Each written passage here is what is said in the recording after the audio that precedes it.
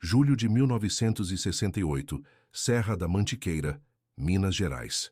O som das ferraduras ecoava nas pedras da estrada antiga, misturado ao cheiro de terra molhada após a chuva. Entre os tropeiros que seguiam o caminho estava Antônio Ribeiro, homem conhecido por guiar boiadas pela região, e naquela noite seria visto pela última vez.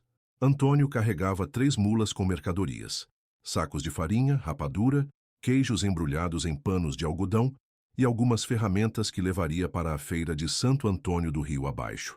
Era uma viagem que fazia há mais de 15 anos, sempre pela mesma rota serpenteante que cortava as montanhas mineiras. Conhecia cada curva, cada pedra solta, cada riacho que atravessava o caminho. Naquela manhã, antes de partir de sua propriedade em Passa Quatro, Maria das Dores havia preparado o alforge com linguiça defumada, pão de açúcar e café moído fino. Antônio beijou a testa da esposa e acenou para João Carlos, o filho de 17 anos que cuidava do gado no pasto. Volto em 3 dias e se Deus quiser, disse ele, ajeitando o chapéu de couro curtido que usava desde jovem. A estrada subia íngreme entre eucaliptos e pinheiros, envolta em uma neblina fina que se desfazia aos poucos com o calor do sol. Antônio seguia no ritmo cadenciado das mulas, cantarolando uma moda de viola que aprendera com o pai. O ar estava carregado de umidade, e pequenas gotículas se acumulavam nas folhas das árvores, pingando de tempos em tempos sobre o chapéu do tropeiro. Por volta das 3 da tarde, quando chegou ao povoado de Virgínia, Antônio parou no armazém do senhor Benedito Fonseca para beber uma cachaça e dar água aos animais. Era um ritual que seguia religiosamente em todas as viagens. "Como vai a família, Antônio?" perguntou Benedito, limpando o balcão de madeira com um pano úmido. "Tudo em paz, graças a Deus. Maria das Dores está esperando o 4º filho, deve nascer no fim do ano. Que Nosso Senhor abençoe a criança." Antônio pagou a bebida, recolheu as mulas e retomou a jornada. Tinha ainda 2 horas de caminhada até o local onde costumava pernoitar, uma clareira protegida por rochas, próxima a um riacho onde os animais podiam beber água fresca. Enquanto subia a serra, o céu começou a escurecer mais cedo que o esperado. Nuvens pesadas se acumulavam sobre as montanhas, trazendo o cheiro inconfundível de chuva forte. Antônio apressou o passo, puxando as mulas pela corda de guia. Conhecia bem os perigos da serra quando chovia. A terra se tornava escorregadia e pequenos deslizamentos podiam bloquear a passagem. A última pessoa que o viu foi Joaquim Bernardes, um carvoeiro que morava numa cabana isolada na encosta da serra. Por volta das 6 da tarde, Joaquim estava recolhendo lenha quando ouviu o tilintar das guizos presos ao pescoço das mulas. Através da neblina que descia das montanhas, distinguiu a silhueta familiar de Antônio Ribeiro, seguindo pela trilha em direção ao alto da serra. "Boa tarde, compadre!" gritou Joaquim, acenando com a mão. Antônio respondeu ao cumprimento, mas suas palavras se perderam no vento que começava a soprar forte entre as árvores. Foi a última vez que alguém o ouviria falar. Quando a noite chegou, uma tempestade violenta varreu a Serra da Mantiqueira. Raios cortavam o céu escuro e o trovão ecoava entre os picos como tiros de canhão. A chuva caía em torrentes, transformando as trilhas em corredeiras lamacentas. Antônio Ribeiro, suas mulas e toda a carga simplesmente desapareceram na escuridão da serra, como se a própria montanha os tivesse engolido. 3 dias se passaram, e Antônio não retornou para casa. Maria das Dores ficou na janela da cozinha até o anoitecer do 3º dia, os olhos fixos na estrada de terra que vinha da serra. João Carlos tentou tranquilizar a mãe, mas ele próprio sentia um aperto no peito que não conseguia explicar. "Pai nunca se atrasou tanto", murmurou o rapaz, mexendo nervosamente no chapéu que segurava entre as mãos. Na manhã do 4º dia, Maria das Dores enviou João Carlos até a propriedade de Geraldo Tavares, tropeiro amigo de longa data da família. Geraldo conhecia as rotas da serra como poucos e tinha experiência em resgates de viajantes perdidos. "Vamos procurar seu pai", disse Geraldo, já selando o cavalo. "Pode ser que tenha se abrigado em algum lugar esperando a chuva passar." Geraldo reuniu mais 3 homens da região: Osvaldo Mendes, fazendeiro de gado, Sebastião Luz, guia de trilhas, e o jovem Aparício Santos, que conhecia cada gruta e abrigo natural da Serra da Mantiqueira. O grupo partiu ao meio-dia, levando cordas, lanternas e mantimentos para 2 dias de busca. Começaram retraçando a rota que Antônio sempre seguia. No armazém de Virgínia, Benedito Fonseca confirmou que o tropeiro havia parado ali na tarde de 15 de julho, como de costume. Parecia normal. Conversamos sobre a família. Ele seguiu serra acima por volta das 4 horas, relatou o comerciante. Joaquim Bernardes, o carvoeiro, foi a última pessoa a confirmar o avistamento de Antônio. Segundo ele, o tropeiro seguia pela trilha principal quando a neblina começou a descer. Estava ficando escuro e as nuvens de chuva vinham pesadas. Achei estranho ele não ter parado para se abrigar na minha cabana, como fazia às vezes.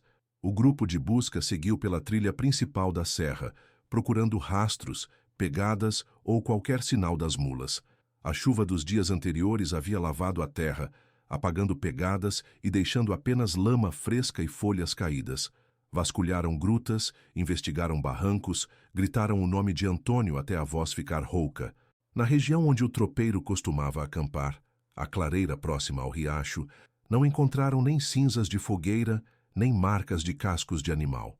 Era como se Antônio nunca tivesse chegado até ali. No segundo dia de buscas, Sebastião Luz descobriu algo que os deixou intrigados. Uma trilha secundária, quase encoberta pela vegetação, que se desviava da rota principal cerca de 2 quilômetros antes da clareira. A trilha seguia em direção a uma área da serra que poucos conheciam, cheia de paredões rochosos e ravinas profundas. Antônio conhecia essa passagem? Perguntou Geraldo. Nunca ouvi ele falar dessa trilha, respondeu Sebastião. É perigosa, especialmente no escuro e com chuva. Seguiram pela trilha secundária por algumas centenas de metros, mas o caminho se tornava cada vez mais íngreme e perigoso. Pedras soltas rolavam com facilidade, e a vegetação fechada dificultava a passagem. Não havia sinais de que alguém tivesse passado por ali recentemente. Depois de 5 dias de buscas intensivas, o grupo retornou sem respostas. Maria das Dores recebeu a notícia em silêncio, as mãos pousadas sobre o ventre onde crescia o 4º filho. João Carlos abraçou a mãe, sentindo o peso da responsabilidade que agora recaía sobre seus ombros jovens. A polícia de Passa Quatro foi notificada e enviou 2 soldados para investigar o desaparecimento. Eles refizeram o caminho das buscas, interrogaram moradores da região e registraram o caso nos arquivos da delegacia. O relatório oficial concluiu que Antônio Ribeiro havia se perdido na serra durante a tempestade, possivelmente vítima de um acidente ou deslizamento de terra. A Serra da Mantiqueira já engoliu outros viajantes, disse o delegado Aurélio Costa a Maria das Dores. As montanhas guardam seus segredos. Os meses passaram e a vida na propriedade dos Ribeiro mudou para sempre. Maria das Dores deu à luz uma menina em dezembro, que batizaram de Conceição. João Carlos assumiu os negócios do pai, vendendo gado e trabalhando na roça, mas nunca se conformou com o desaparecimento. Os tropeiros da região passaram a evitar a serra durante as tempestades, e alguns contavam histórias estranhas sobre luzes que apareciam na montanha nas noites de neblina. O nome de Antônio Ribeiro se tornou lenda local, o homem que a serra havia escolhido para nunca mais devolver. Março de 1993. O som das máquinas escavadeiras ecoava pela Serra da Mantiqueira, quebrando décadas de silêncio nas antigas trilhas de tropeiros. O governo de Minas Gerais havia iniciado um projeto de modernização das estradas rurais, pavimentando trechos que ligavam os pequenos municípios da região. Pedro Nascimento, engenheiro responsável pela obra, acompanhava os trabalhos de terraplanagem quando um dos operadores da escavadeira o chamou com urgência. "Senhor Pedro, precisa ver isso aqui." A máquina havia removido uma porção de terra e pedras numa curva da antiga estrada, revelando uma depressão natural entre as rochas. No buraco, parcialmente cobertos por décadas de folhas e sedimentos, jaziam ossos humanos amarelados pelo tempo. Pedro se aproximou com cautela, o coração acelerado. Entre os ossos, distinguiu claramente um crânio, costelas e ossos longos de braços e pernas. Não eram os únicos vestígios ali. Havia também pedaços de couro curtido, metal enferrujado e o que parecia ser restos de tecido desintegrado. "Pare todas as máquinas", ordenou Pedro. "Ninguém mexe mais nada aqui até a polícia chegar." O soldado Marcelo Vieira, da polícia de Passa Quatro, chegou ao local 2 horas depois. Era um homem jovem, nascido na região, mas que não conhecia detalhes sobre o desaparecimento de Antônio Ribeiro 25 anos antes. Para ele, era apenas mais um caso de ossada encontrada em obra pública. Enquanto aguardavam o perito, Pedro vasculhou cuidadosamente a área ao redor dos ossos. Entre as pedras, encontrou objetos que o tempo havia preservado parcialmente: uma faca de cabo de madeira com lâmina enferrujada, uma fivela de metal escuro e, de forma quase milagrosa, um chapéu de couro curtido que, apesar de manchado e ressecado, ainda mantinha sua forma característica. O chapéu tinha uma peculiaridade: uma costura feita à mão com linha grossa, reparando um pequeno rasgo na aba. Era um detalhe mínimo, mas distintivo. "Tem mais uma coisa aqui", disse Pedro, removendo cuidadosamente um pedaço de metal oxidado. Era uma guia de mula, com seu formato inconfundível, e um guizo ainda preso por uma argola enferrujada. A notícia da descoberta das ossadas se espalhou rapidamente pelos povoados da região. Dona Francisca Mendes, que trabalhava no cartório de Passa Quatro, se lembrou imediatamente do caso do tropeiro desaparecido. Ela havia registrado o boletim de ocorrência em 1968, quando ainda era funcionária auxiliar. "Tinha um tropeiro que sumiu por aqui uns 25 anos atrás", comentou com o soldado Marcelo. A viúva veio várias vezes no cartório procurando informações. Marcelo pediu para consultar os arquivos antigos da delegacia. Entre pastas empoeiradas e documentos amarelados, encontrou o relatório do desaparecimento de Antônio Ribeiro. A descrição da roupa e dos objetos pessoais chamou sua atenção. Chapéu de couro marrom, com reparo na aba esquerda, faca de cabo de madeira com lâmina de 15 centímetros, 3 mulas com guias de metal e guizos. A coincidência era impressionante demais para ser ignorada. João Carlos Ribeiro, agora com 42 anos, foi chamado para reconhecer os objetos. Quando viu o chapéu de couro com a costura característica, suas pernas tremeram. Ele mesmo havia ajudado a mãe a fazer aquele reparo no chapéu do pai, anos antes do desaparecimento. "É dele", disse com a voz embargada. "Essa costura, minha mãe fez com linha de algodão cru. Eu segurei o chapéu para ela." A faca também foi reconhecida imediatamente. Antônio havia ganhado a ferramenta de seu próprio pai, e ela nunca saía de sua cintura durante as viagens. Maria das Dores, agora com 73 anos, foi trazida ao local da descoberta numa cadeira de rodas. A artrite havia limitado seus movimentos, mas sua mente permanecia lúcida. Quando tocou o chapéu de couro ressecado, lágrimas silenciosas escorreram por seu rosto enrugado. 25 anos esperando", murmurou. 25 anos sem saber. A descoberta trouxe alívio, mas também levantou perguntas inquietantes. Por que Antônio havia se desviado da rota principal? Como seus restos mortais haviam parado naquela depressão entre as rochas, a quase 1 quilômetro da trilha que sempre usava? E, principalmente, por que ninguém havia encontrado aquele local durante as buscas intensivas de 1968? A descoberta dos restos mortais de Antônio Ribeiro reacendeu conversas que haviam adormecido por décadas na região. O padre Inácio Ferreira, vigário da paróquia de Santo Antônio do Rio Abaixo, se ofereceu para celebrar uma missa de corpo presente, mesmo sem os restos mortais completos.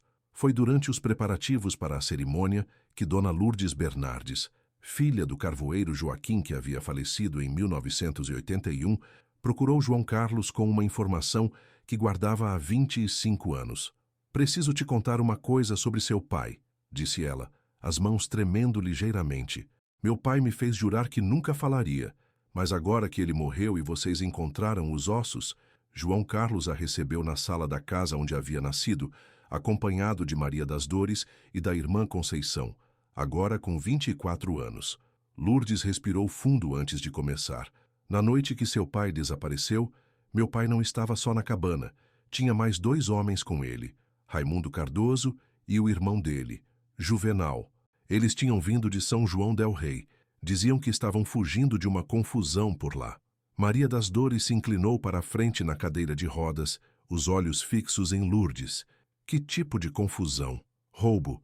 Eles tinham roubado uma boiada grande e estavam se escondendo na serra.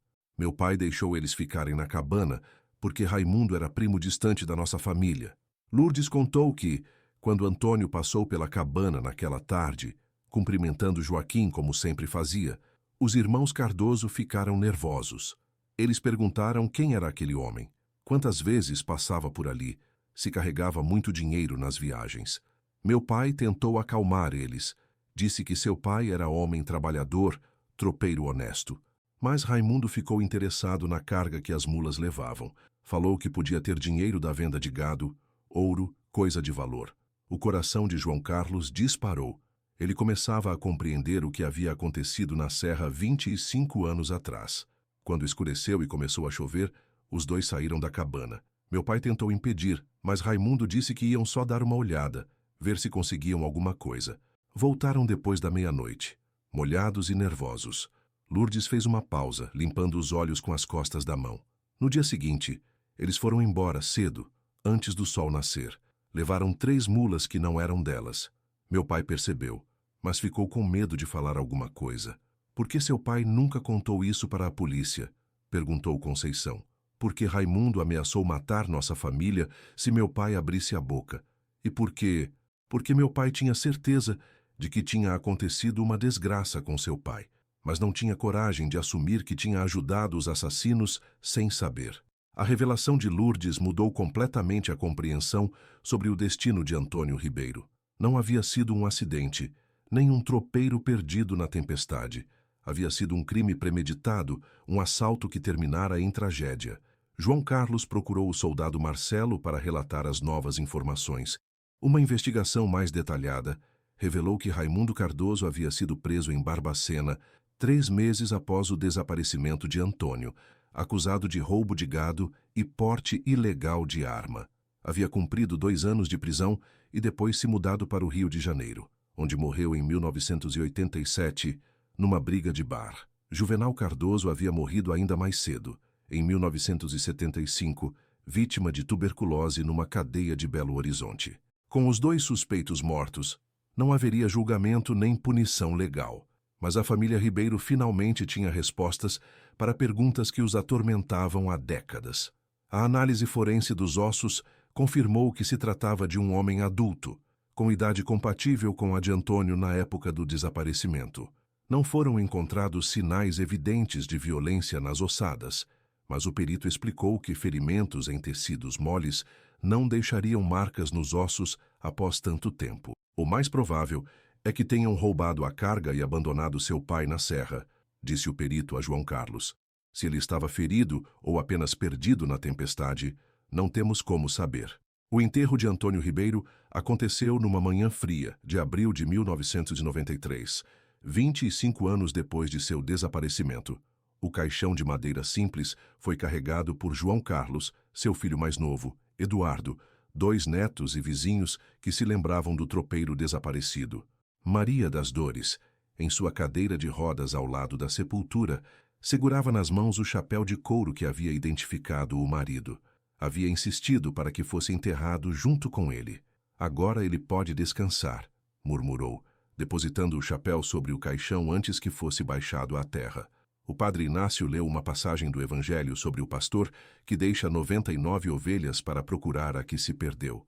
Suas palavras ecoaram pelo cemitério pequeno de Passa Quatro, onde túmulos simples marcavam gerações de famílias rurais que haviam vivido e morrido nas montanhas mineiras. Depois da cerimônia, quando os últimos convidados se despediam, João Carlos caminhou sozinho até o local onde os restos do pai haviam sido encontrados. A obra de pavimentação havia sido concluída e uma estrada lisa de asfalto cortava agora a curva da serra onde Antônio havia sido sepultado pelas pedras e pelo tempo. O local não tinha mais nada de especial. Carros passavam em velocidade, levando viajantes apressados entre as cidades. Poucos saberiam que ali, 25 anos antes, um tropeiro havia encontrado seu fim numa noite de tempestade. João Carlos se lembrou das histórias que o pai contava sobre a serra, como as montanhas tinham personalidade própria, como conheciam os segredos de quem por elas transitava, como às vezes escolhiam guardar pessoas para si. Na época, eram apenas causos de tropeiro, lendas para animar as noites ao redor do fogo. Agora, olhando para as montanhas cobertas de neblina, João Carlos compreendia que algumas dessas histórias continham mais verdade do que imaginara. Maria das Dores morreu pacificamente em seu sono 2 anos depois, em 1995.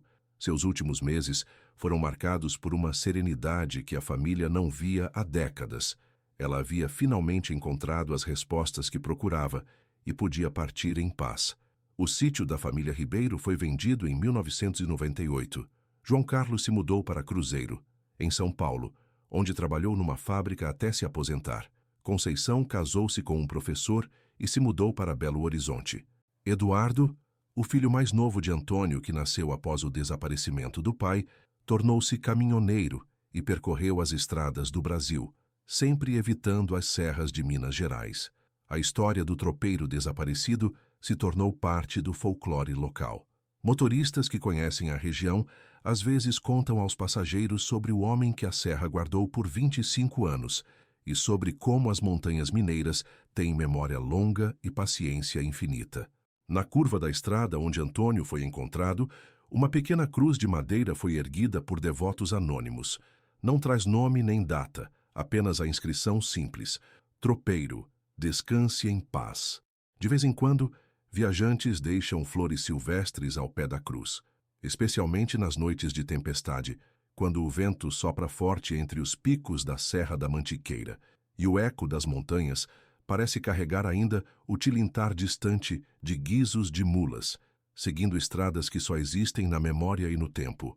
A serra guarda seus segredos, mas às vezes, depois de décadas de silêncio, decide contar suas histórias para quem tem paciência de ouvir.